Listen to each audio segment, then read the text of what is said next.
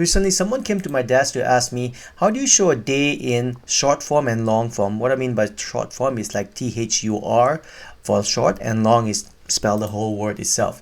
This is how you do it. You're going to have to say equal text, open parenthesis, and then the first argument on the text will be the date itself, comma, double quote, and if you put 3D like this, it will give you a day in short format. It will show as THU.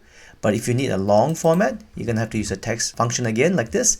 And then if you put 4D like this, 1, 2, 3, 4, close double quote and the parenthesis like this, it'll give you Thursday completely spelled. And for month, same thing again. You're gonna use a text formula or function. And then if you type 3M like this, it'll give you month in an abbreviated format like August like this. And then let's say, for example, if you were to put 4M like this, it will give you month fully spelled out nicely for you. Years is a bit different. I'm gonna have to use the same thing again. Years is represented by 2 Y's to indicate year as a last 2 digits of the year. And if you want the full long year, you're gonna have to type 4 Y's like this and close parenthesis. And for date format, let's say for example, if you want nicely formatted, you're gonna have to use the text format, and you can combine all these things that you have just learned today.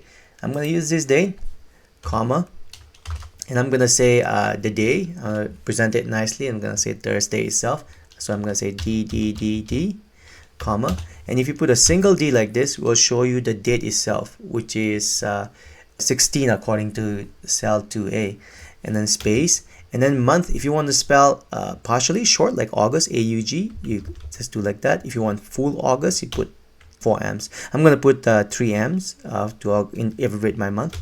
And for year, I'm gonna present it with a full 4-digit year like this, and close double quote and then close parenthesis like this, and you present it that way. Let's say for example August, let's say you want to fully spell it. Let me show you here. This is what it looks like. So now if you were to take this and apply to the rest of the row, it'll come up nicely. One thing I want to point to you about the year is that if the year is 2008, the leading number will be 0 here.